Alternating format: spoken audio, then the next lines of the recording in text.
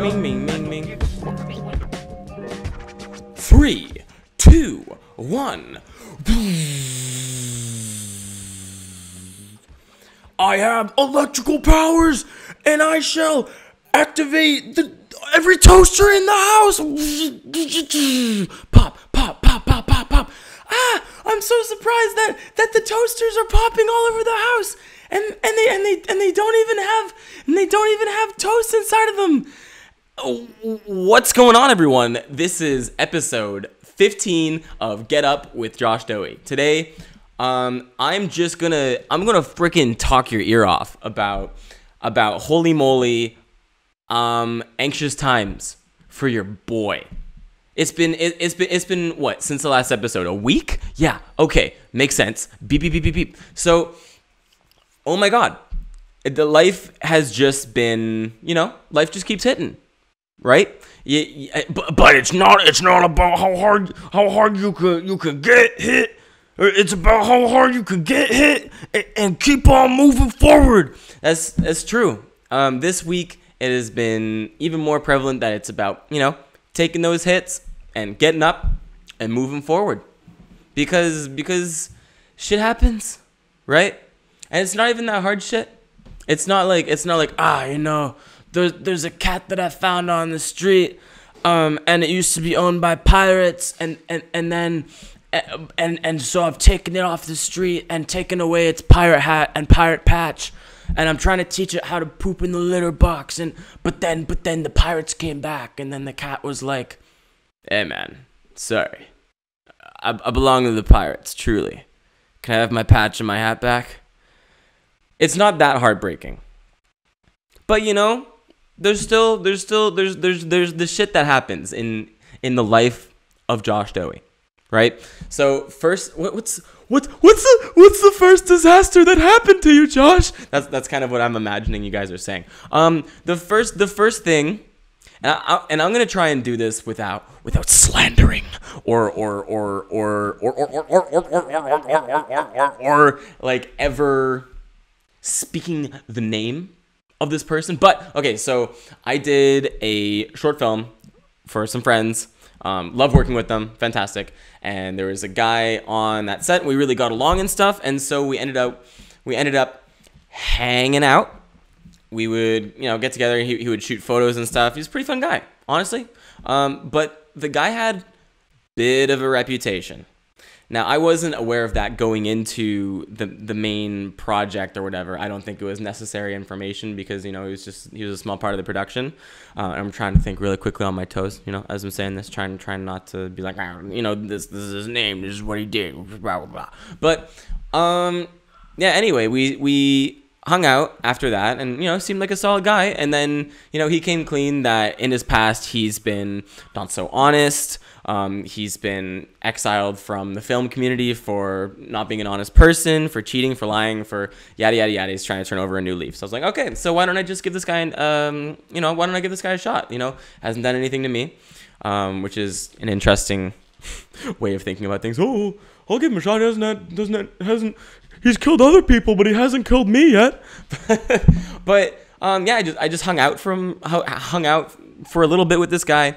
And then we had a really nice photo shoot where I got to connect with a couple other actors who I had worked with on another film, which was like the funnest short film I've ever done. So it was really nice to be reunited with them, to have more than, two of us in a room, and we get to connect and reminisce. Like, oh, it was so funny when you opened up that can of tuna on the first day of shooting, and then everyone complained, "Hey Josh, it was so funny when you ate it with chopsticks and then you left the room to eat a can of tuna. Wasn't that funny?" But there are other funny moments for sure, and it was a really fun thing. Anyway, so we did this shoot with this guy, and then I had a couple friends, people who I trust, who had seen that I had been hanging out with this person. They hit me up. They're like, "Hey, so you know about this guy, right?" And I was like, "Yeah, we'll just try to give him a second chance, see if he's really gonna turn over a new leaf." And then I had people talk to me in real life who had personal interactions with this person. I was like, "Oh, the allegations are really stacking up here. There's a stack of cards, big old stack deck, Jack." But and still I was not swayed by that until the next day after shooting with him. Woke up and had like 3 more people text me about this person. And I was like, oh shit. Okay. So I figured it would be best to have a professional departure from this person. And I'm 24, doing my best in the creative industry, trying to be professional, trying not to, burn bridges or anything like that. And he had actually texted me in the meantime while other people were texting about him, saying like, oh, hey, so here's some stuff about me in case you hadn't known. And I was like, okay, there's a lot of information going on. But I had decided not to work with him moving forward. And I figured that to put my friend's heart at rest, like anyone who was concerned about me associating with this person, I would make a post. I would make a post on social media saying, hey, thanks everybody for your concern. I feel really cared for by the film community. Just everyone's kind of looking out for me. This is great. I feel held. I feel held. And awesome. And I'll be more careful with who I work with next time.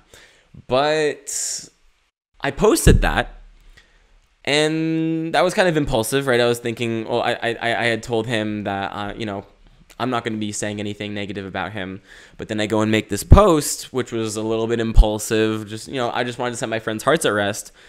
But what I didn't realize was that could also be taken as a slight towards him.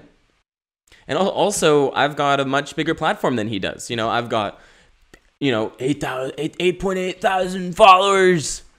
Millions, billions of eyes are on me, But you don't always feel like you've got a platform that big until shit like that happens. And you're like, oh shit, many people are gonna see this. And I've been trying to immerse myself into the film world, and so we were following each other and stuff, and losing my train of thought. But just it's kind of putting them on blast.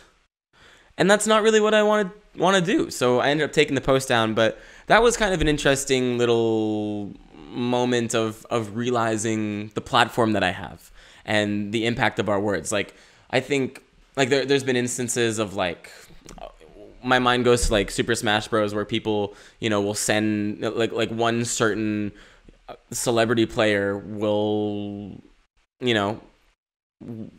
feel a certain way about another person. And angrily, and send their fan base after them. And that's crazy.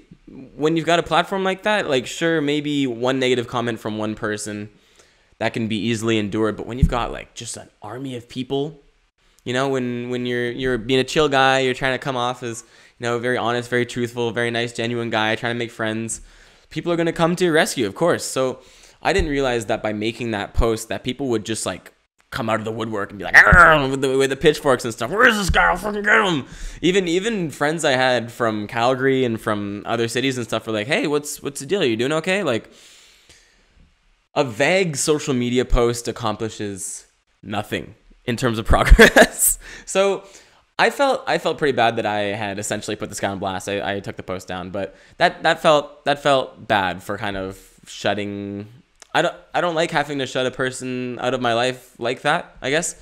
And I felt the hit from that. I felt like even though I had professionally told him that, I didn't want to work with him anymore, but I was going to not spout negative things about him because, it's allegations. I don't know exactly how much of this is true. I haven't done much research. And then I go and make the post. Hypocrite. Felt bad about that one. That was a little bit wild.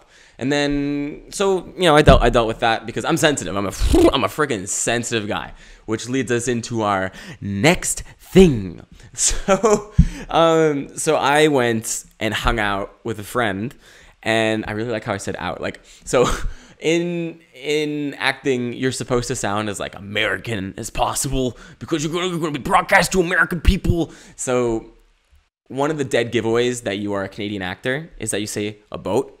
Or out, like we say, instead of saying out, like I'm gonna go outside, we would say I'm gonna go outside, and I'm pretty proud of how I said out right there.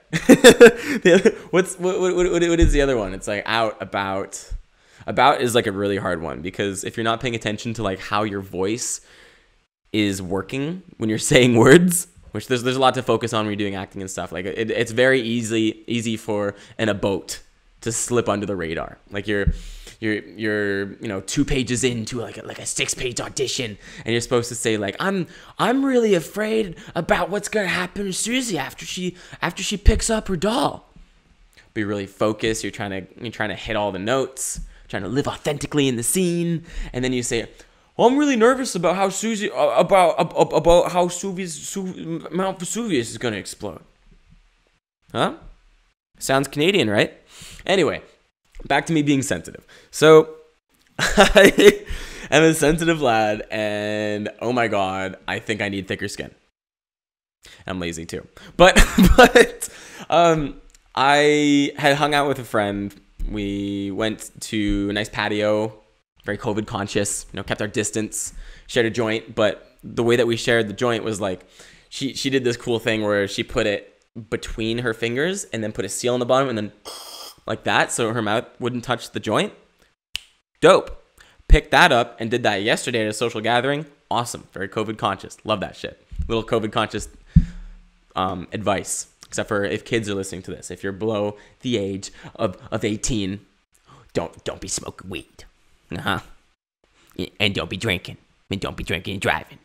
Okay, but okay, so sensitive guy.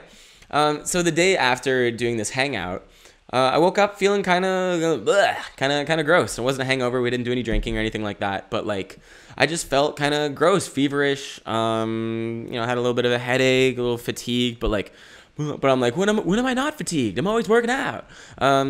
So I go to work, which I work like once a week because I'm lazy like that. But before you go into this workplace, you get checked for COVID, which is great. They have the place where I work has a very COVID conscious examination thing for all the employees. It's very sanitary. It's very awesome. High standard of cleanliness overall. But they ask you right at the door. They take your temperature and they say, have you been feeling this symptom, this symptom, this symptom, this symptom, anything like that? And I had to be honest. Like, yeah. Today I do feel like I have a headache. Today I do feel fatigued. Today I do feel a little bit nauseous. And then she went back up. Oh, and she also asked me, this is the other part. This is really where the feelings come into play. At this job, it's casual fine dining, it's pretty low maintenance. It's a day job. It's a pretty burner type job. They asked me the boss person asked me how I could possibly improve at the job, even though I'm doing a fine job. There's some errors that are happening, but errors kind of just happen when you're being a server. I'm a server, by the way. So they're asking like, how could I better serve the customers? And then I said, well, I could have maybe a little bit better knowledge about the products. So they said, okay, so I need you to, how about you memorize like the spiel, like the how to paint a picture with your words with 3 dishes. And then I didn't end up working for like 3 weeks because I had some other stuff come up. I had like a commercial type thing or like an internet video shoot come up. And then I did a short film for my friends where I met the guy. But I didn't get around to doing that memorization stuff. And like, I don't know, not that down to do that much extracurricular endeavors for such a little, a server job. It's just like I'm already not that committed to this. But I had shown up and I was hoping that this boss person would not remember. And it was the first question they asked me before even the COVID stuff. And I was like, no, I got busy with acting stuff. And they're like, you couldn't take 5 minutes out of the last 3 weeks to do it. And I was like, no. So that's showing my lack of commitment. So the person went upstairs to get a new thermometer, came back down with the new thermometer, didn't even end up scanning me, and just like berated me about showing up with symptoms, which like, okay, now I know if I am showing even a single mild symptom of COVID, don't show up. Makes sense. But the real thing was like, they got very emotional about it because, hit me with the wide eyes, the mask is on, so you can't really see the mouth or anything, but just being like, well, quite frankly, you're being unprofessional and you're uncommitted and blah, blah, blah. And I was like, whoa, this is a server job. And so this person was very biting in how they turned me away. I would have been fine just being turned away and that being that. But I guess they had to get that little personal dig in. Maybe they felt slighted because they had given me that assignment and then I didn't follow through on it. But I kind of just regarded it as a burner job. And like the lack of commitment kind of reflects that. And I'm more committed in other areas of my life. Like, you know, I think I've gone over this before in like other podcasts and stuff. But on set and stuff, like I will work day and night to, you know, be the best actor I could possibly be on set. I'll do, you know, my whole morning routines. I'll warm up my voice. I'll get all the memorization done. I'll, you know, cut apart the script and have it prepared a bajillion ways and stuff. But a server job, I'm just here to do well and hopefully not piss off customers and then go home. Maybe eat a delicious meal. But I really didn't like the way that she talked to me because I'm a little sensitive guy. Thin skin. So, what are the takeaways from that? For one thing, yeah, my feelings were hurt. And like, I just kind of moped around downtown for a little bit. Like, it was really heavy emotional energy. I biked a short distance, went into an alleyway, just like stood for a sec. Like, have you ever been like so just, you just like stood and just were like, because the unprofessional, like her calling me unprofessional makes sense. Or no, not the unprofessional. The uncommitted makes sense. The unprofessional, I'm doing my best. It's my first time being a server. It's a little bit more commitment than what I'm actually looking for. I wasn't even trying to be a server when I applied for the job. I thought I was going to be like a support worker during COVID when they're not open to the public, and then things changed. I ended up being taken on as a server and stuff. But yeah, takeaway from that is like, I guess they're looking for a little bit more commitment. And, you know, it's also made me second guess the job. It's made me second guess just, you know, a person in a position of leadership like that, having an emotional outburst over an extracurricular activity, which really wasn't even that necessary. It was just like, hey, like, how could you possibly be doing better? I was like, oh, well, maybe this. And then they're like, okay, do that. And I was like, yeah, don't take that personally. But then here I am moping around downtown about this. But yeah, takeaways from that is like, I need thicker skin. Like, so I'm hoping that, you know, if situations like that arise, maybe I can just kind of be better, move forward from it. But I don't know. I found that like, and talking about it doesn't seem that dramatic because I guess I've processed it, and you know, there's certain details I'm leaving out because of course it's a podcast, and then, you know, what if they listen to it? Low likelihood. But yeah. And I thought that maybe I had developed thicker skin from, you know, going and doing stand-up, but not having been on stage in a while, I guess the skin kind of thins up again. And I guess it's just been a little bit of an anxious time. Like I said last episode, it's kind of the strangest time to be alive. It's one of the weirdest timelines, and I'm kind of in a little bit of a high anxiety state. You know, it's a little difficult to exist currently, and I'm not saying that like, oh, so, you know, it's a little cry for help, but like, it's tough. It's a high anxiety time. I'm sure it is for many other people, and I'm doing okay in the position that I'm in, but that's anxiety for you, is like, I'm just worried about what's next, and what if I don't X, what if I don't Y, what if I don't work hard enough towards my dreams. That's the other one that kind of like paralyzes me. That's the one that really puts the stop to the delicious, vivacious vibrations and pure expression, is when I start filling myself with self-concern. Like that's something that's kind of come up recently for me, is like I am most blind to the beauty of the world when I am concerned about my own well-being. Like it's so hard to, you know, be at your third cousin's 14th birthday and everyone's in the bouncy castle, but everyone is of course social distancing, and they're having a balloon fight. It's crazy. Water balloon fight. It's balloons filled with water, just water. But I can't have a good time throwing the water balloons around because I'm like, oh shit, how do I figure out life?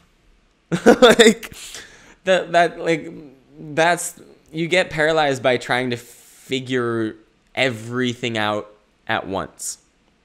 Like, whenever I'm kind of paralyzed with anxiety or don't know where to go to my mom, talk to my mom, and she's like, hey, you're trying to solve everything at once.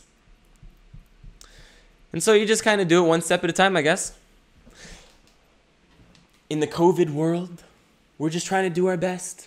I was out stretching this morning, and I heard this one kid who was like, I want to go to McDonald's. And then the mom was like, oh, well, we can go to COVID. And I was like, that must be a weird thing, like, as a kid, to try and, like, understand COVID. Like, how do you explain COVID to a kid? Well, kid. That's what I would say if I had a kid. Well, kid, there is an invisible enemy potentially inside other people. And if we go in public, it's a high chance we could encounter this invisible enemy. Someone could laugh because your shoes are untied and then spout COVID germs all over you. You start crying when you have COVID, and the COVID tears are going all over the ground. If someone slips on that and licks up the entire floor, they got COVID tongue now. You don't want that. That's disgusting. Why are you licking the floor? I've never seen someone lick the floor like you have been licking the floor. Look into a janitor job. Why are you licking the floor? During COVID, like that one guy who just like went onto the subway in New York and just licked handrails. He's like, well, let me prove to you that COVID isn't real. I'll lick all the handlebars on the subway. And then he got COVID. Huh? That's definitely how you do it. If you are looking to endure a sickness, go on the subway and lick the handrails. That is a surefire way to catch something. If not COVID, then anything else. You could catch some like rare disease from touching the handrail of a subway and licking your hands because you want to slick your hair back and look good for your girlfriend on a date. That's why it's important to wash your hands. Because I didn't know. I thought that when you poop, you do your pee-pee poo-poo, you go and wash your hands because you touched your dick. Dick's dirty. Huh? Right? Dick's a dirty thing.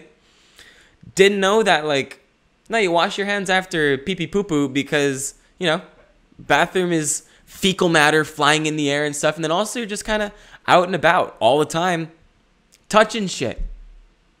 And you're just taking this chance while you're doing your pee-pee poo-poo to fucking wash your hands. And for some people, that's still too hard. Like, I would say my hit rate for washing my hands these days, 100%. Before COVID, could have been better. But what I really noticed this when I went to visit my mom in Texas back in March when the COVID stuff was only just starting. I went to the airport and I finished my pee-pee poo-poo in the bathroom. And I felt something different about the bathroom. What's so different about this place? Is it different sounds? Different smells? Has someone been eating something strange? And I realized the thing that was different was that men were actually washing their hands. I don't know if women know this, but a lot of the men that go to the public bathrooms, they get in and they get out. What? There's freaking... I only noticed people were washing their hands because before, people weren't doing that. But these days, people are like, don't want the COVID. But still, I see some dirty pieces of shit sometimes. And not in the toilet. I'm talking humans. The ones who, like, even now, it's July. We're many months into a global pandemic. America's on fire. Sault Ste. Marie is a country, is a city in Ontario, but also in Michigan. Blew my mind when I found that out. And people still aren't washing their hands. What are you doing, mister? What's going on with that? Huh? Are you in so much of a rush you can't even wash your hands? You're in so much of a rush you can't meditate for 10 minutes a day? Huh? That's something I heard from a meditation coach, maybe Tim Ferriss. He's like, if you don't have 10 minutes a day to meditate, you need 10 hours. Maybe that's like a good way to gauge that, right? You got no free time, really? Got a lot of things going on, you know? It's important for you to go to watch the game. I don't know who I'm talking to. Is it that important for you to watch the game? Like, I feel like I'm just like targeting people who like sports now. Like, hey, I know you got more hours in the day than you admit to. Is the game that important? After I had sat down for half an hour and watched some Smash Bros, and here I am being like, hey, you with the frickin' sports ball, get up and do something with the frickin' life. But maybe I'm talking to myself. Maybe I do need to do something. Been thinking like, what more could I be doing? You know, the podcast is quite a bit. It's awesome. It's great. It's great that I'm doing that. But there is more that I could be doing. You know, there's a life I want to build, and there are many people with similar dreams that are working just as hard, if not harder, than me. Right? But what I'm trying to say is that if you got big dreams, you got to be working towards them. And for whatever reason, I've found myself in a position where I am fucking lazy. There's no way around it. Like, there's just like, and I'm too preferential with how I spend my time. I'm like, yeah, no, I do want big things for myself, but also like, I want to go for a walk for an hour each day, and like I want to like go out and stretch, but like really enjoy it, take in the view, and then I want to like watch TV, and then I don't know. There's a lot of unnecessary things that I may be regarding as like mandatory. But does that break into two schools of thought where it's like, okay, one is like only hard work will get you there, and the other one is like hard work and then also like relaxation and not making that goal your only purpose? Is that the way to do it?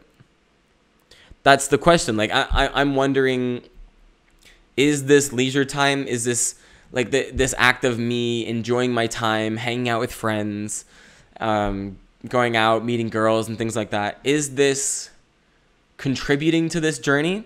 Because I've been told, like, as an actor, to be the best actor, you need to live your life. Like, an actor is not just an actor. An actor is a person with interests and passions. Like, what makes you an interesting person, an interesting character is having interests and you know, living a fucking life, a unique life where you're doing things you enjoy. But there's also other things that I should be doing more of. Like, I want to be shooting more skits. I've got, you know, I want to do a short, like one of the things I would really like to do before 2020 is over is I want to make a short film. I think it'd be dope. I think that'd be a really awesome thing. So I sent the script. I sent like a one-page script to a cool director in town who we've got mutual friends and stuff, and I've seen some projects from her, and then she's worked with some cool people that I admire, blah, blah, blah. But doing a little bit more networking, I guess. But there's a lot of patience required in this path that I'm on. Like, I want to become a Hollywood actor. I want to be a stand-up comedian. Eventually I want to be a musician. I want to be a podcaster. A lot of things going on. A lot of freaking things. And it's easy to get overwhelmed because auditioning already is fucking demanding. There's a lot of people who are happy just like, you know, living a normal life and then auditioning. And that's already a lot of pressure. Here I am sucking my own dick for how much pressure I can take, even though I'm not taking it so well these days. But, you know, I've got the auditions, you know, are kind of coming in. I just signed up for acting classes, which is awesome. That's like a cool new little effort that I've got towards this, because it's a really good, it's a good time to be an actor right now in Vancouver for many reasons. But also got the podcast, blah, blah, blah. But there's a lot of things going on. I've got big dreams, and I'm like, do I have time to hang out with people? You know, what what other things in my life could be eliminated? Probably could be staying up a bit less late, spending a little bit less time on the dating apps. Oh my God, the dating apps, dude. How time consuming and unnecessary. Holy moly. Like, I have reached new levels of not desperation, because that would imply I haven't been getting results, but I've reached like a level of addiction to these dating apps where, like, I just got Tinder Gold. Like, what a loser move. that is not the coolest thing. And that kind of shows, sometimes there's indicators in your life when your priorities are a little bit fucked up. That's one of them. Spending money on dating apps, little bit sus. If you're trying to, like, accomplish big goals, but you're also, swiping for many hours in a day, kind of taking it to a new low, I think. But I did get a cool new gold icon. I found out that you can change an icon on iOS. What the fuck? There's just like an option on Tinder when you have Tinder Plus or Tinder Gold or whatever, where you can just like have a white and gold icon. It's dope. I like it. But that's probably going to go away after this 1 month. But that's the thing with dating apps as well. Is like you get into like a really horny headspace, and then you're just like, fuck it. I'll spend $20 so I can meet more girls. And then you'll also spend $5 on a boost.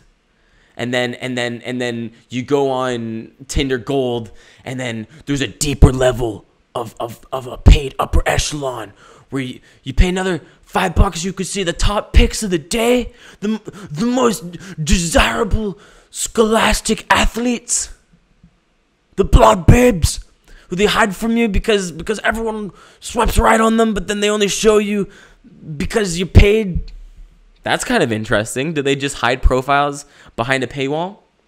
Interesting. Don't think I would have done it, but very capitalistic of you, right? But can you imagine if there was like a fourth echelon to this? Tinder Platinum. There is actually.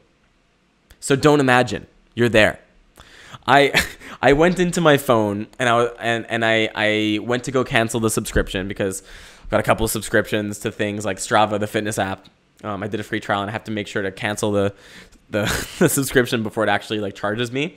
And then also I had to make sure to cancel the subscription to Tinder Gold. And in the cancellation screen, it's like it shows you all the different subscriptions you can have, and there is a Tinder Platinum.